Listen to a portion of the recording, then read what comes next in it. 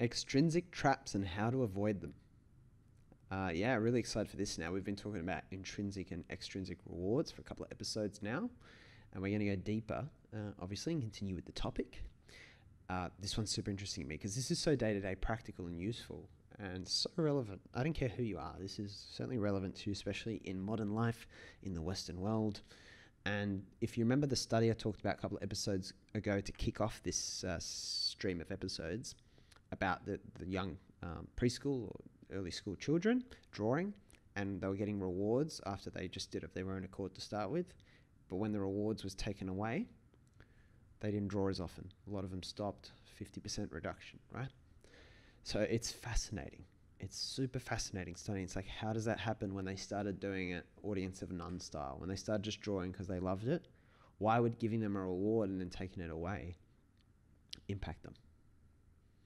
And the example I would give you is that's probably relevant to most, and it's certainly, again, hand up, this has been true of me. If you think about a social media post on Facebook or Instagram or LinkedIn or YouTube views or whatever you might be into, and you think about, right, you make one, you just share a nice moment, or if you're a business person, it's something to do with your business or whatever it is, and you get lots and lots of great feedback, maybe lots of likes, lots of comments, all this stuff. And it makes you feel good, and you weren't expecting it. And you're like, oh, this is cool. Like, wow, great. Sometimes what you might think is, all right, well, this is good. It gets good traction. I'll make another one. I'll make another one next week. You make another one, and then have you ever had the feeling of like it doesn't quite go as well, doesn't get as much traction, and then you're thinking, oh, and you're a little bit down, a little bit upset, like, why didn't that one do as well? And it's funny because you started off not actually caring about how well it was received. You started just trying to share something nice or a nice message. And this happened to me time and time again because obviously social media is one thing that's certainly gamed or designed to game our psychology. All right, they have dopamine labs, or the best job you can get as a psychologist in the world, if you're not Jordan Peterson, is being paid by social media websites and investors or whoever does it and funds them, dopamine labs, to figure out how to kind of sucker people's attention and get them to hand over time of their lives to looking at social media sites.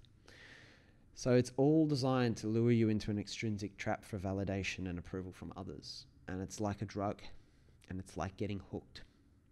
You started off not caring, then it was introduced, and it's something you wanted more of, but because it's a pleasure-based reward, you do fatigue to it, and you do really give over a portion of your soul to it, right? It's nuts. And I describe it to friends as your drink being spiked. First, you just wanted a drink, but it's like someone put something addictive in your drink without you realizing it, and you start drinking it, and then you become addicted to that thing. Even though you had no intention of getting addicted, even though you're perfectly happy beforehand. And it's the same as like when you've been exercising for a while, I guess, and then you're like, I've been well, I can just eat one chocolate, but then you start eating more chocolates, and then you go back into the habit of eating junk food all the time, and it's this slippery slope. That's not food. Junk food I wouldn't think of as an extrinsic reward. It probably gets a bit technical, so I'm not going to go there. But I mean, the function, the mechanism for how this kind of trap happens, the extrinsic trap I call it, is a similar kind of mechanism. It certainly seems to happen in the same way. Now, part of what I reflect on my younger me and teenage me when I cast my eye back is, I was always, I guess, seen as a bit of a leader. I was widely liked when I was a young kid. And I think that gave me the ambition to want leadership positions. I kind of talked about this a little bit a couple of episodes ago. And so I realized that the way to get a leadership position after I missed out one year on getting like the kind of SRC, whatever it was, like captain of year 8 or something, I realized the way to get it was obviously be connected and be a good person to heaps of good people. This is what I talked about the last episode about.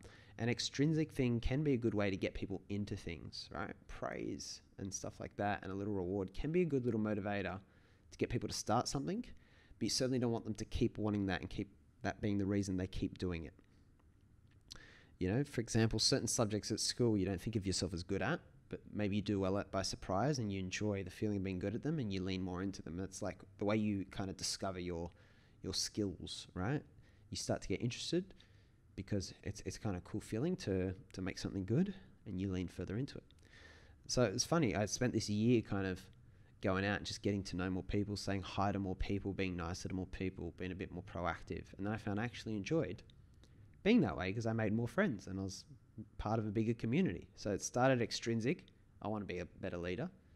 2, second step, how do I be better? Well, go talk to and be present with more people. They have to know you to vote for you. Step 3, got elected. But then what happened in following years, don't get elected again, get upset, disappointed, and anxious. Even though the point of being a leader is, being a good person and looking out for the interests of others, not the title. The title is the extrinsic part of it. And that's why I call it the reluctant hero problem. I call it, and you can call it like example of like Harry Potter, Frodo, Jon Snow. Like you pick your favorite mythological story or fantasy or adventure story, and the hero is always someone who's reluctant. They're unassuming. They weren't looking to save the world. It just so happened that they were the one that had to do it. They found themselves in the position where it was required of them. There's a great quote from the Harry Potter books by the character Albus Dumbledore, who says, perhaps Harry is those people like you. I'm going to have to paraphrase. I don't remember it word for word. It's those like you who do not seek power, but who have it thrust upon them and find to their surprise that they wear it well. That are the ones most suiting. And I talked about the law of ensuement a couple of episodes ago. My little law for you can't want things directly, especially extrinsic things or the finest rewards in life. They all come indirectly from genuine pursuits. If Harry Potter sought glory and fame, he'd be like, Voldemort or Draco Malfoy or one of those other characters. So the irony of what makes a great leader so often that they don't want to be a leader. That's what makes them real humble and look at what's in the best interest of everyone else. Even the best leaders in history are like that.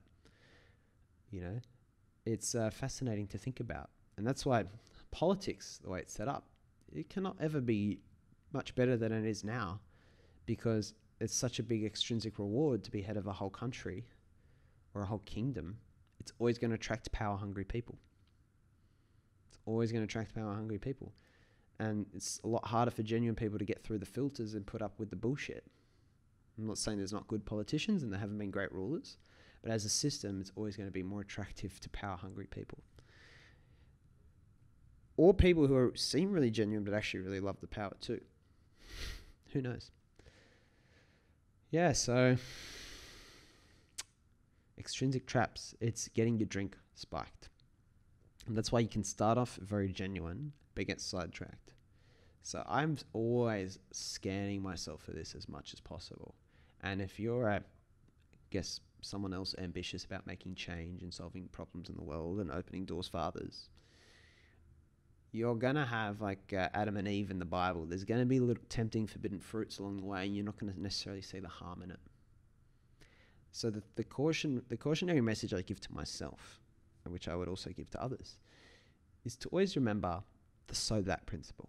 And my so that principle is, we have tactics, we have strategies, and we have goals. And they go in that order. Tactics are at the bottom. So first you have a goal. I want to do this. I want to help people with this podcast. Strategy is all right, how am I going to go about achieving this goal? And that wasn't even a really good goal. Say my goal is to get people to open doors for others. Strategy, a podcast. Why? It's a popular medium these days. It can be done very casually, low budget, but the distribution has a very high ceiling, right? It can go anywhere. It doesn't matter. I can put the same amount of effort in to an episode and 1 million, 2 million people can listen to it, in theory. Tactics, all right, how am I going to get that many people to listen to it? And then you think about, well, how can it be distributed? But it doesn't work the other way around. Sometimes when you engage yourself in a tactic, you lose perspective. A lot of tactics might be measured by extrinsic outcomes. So podcast is a good example. Number of listeners. Yeah? But you don't, it's so funny. You can see number of listeners when you look at podcast metrics. What you can't see is the reaction of each of those listeners. You can see maybe how long they're listening to the episode, but that's a measure of engagement. Maybe everyone's bored. Doesn't mean they all love it. Maybe people just listen to what they get from it and they don't want to get distracted by an idea and they stop listening. So you don't even know. So the metrics can't even tell you how successful you are at getting your message across, really. You're using rules of thumb. So if you get bogged down in how many people are listening, or how many followers you have, or how much revenue you have, or all these metrics that are rules of thumb, they're very extrinsically defined, and then related to your tactics, not actually even your strategy or overall goal, it's very easy to get caught in that game, right? Whenever you're playing a game where you're on your lower level of something, you lose track of time and you lose perspective, and those things you're moving towards seem important. You forget what they actually serve. So I call it the so that principle, because it's always good to remind yourself, all right, I want more podcast listeners so that I have a better chance of creating a culture around this idea of opening doors for others, so that more people will be more likely to open more doors for others if more people are listening to the podcast. More people listening to the podcast wouldn't in any kind of logical way undermine or hurt that message. So it seems like a worthwhile thing to pursue. But listeners, heaps of listeners, are not the goal. The goal is opening doors for others. And then maybe in future, there might be a better way than doing the podcast that I could use this time for to open doors for others. Who knows? Can't rule that out. So the whole goal setting thing, so even a more relatable everyday one for people who don't work, in making content and all that stuff. Common one from my real estate experience, like everyone, all right, I want to buy a home. Well, why do you want to buy a home? Buying a home is a tangible physical thing. The goal is not to buy a home.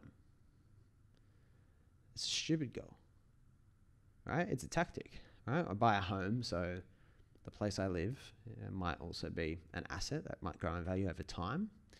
I'll be able to stay in one place as long as I want. I'm not on someone else, a landlord's kind of clock. All the other reasons, right? You stack them on. I want, that way I can choose it. I can spend more money on it because I know it's mine, so I can outlay more and customize it more. Whatever. There's all these reasons for owning a home, but really you want to do those things so you have the best possible living experience and lifestyle. So the goal is probably to actually have a good and fulfilling life and lifestyle in life. You want to be financially comfortable, so you don't have to worry about those things. Then you can question the whole paradigm and construct of, is the point of the home comfort? Is the point of the home financial? What is it? What's the primary reason? Not the 10. What's like the one major one? And so you might say, oh, so it's a more comfortable life for me and my family.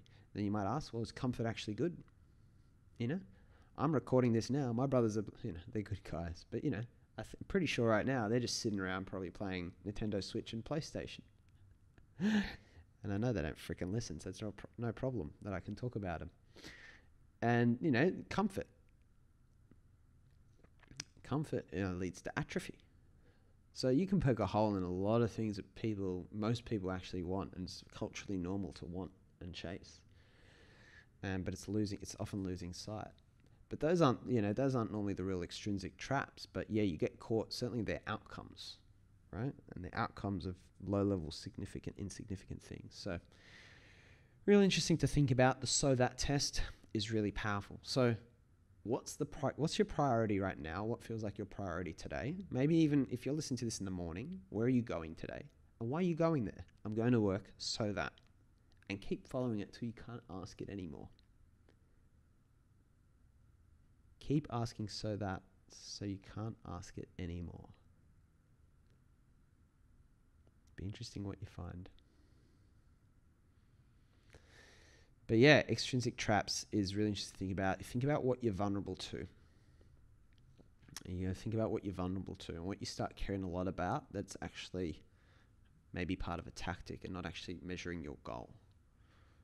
Because it doesn't mean that it's not important.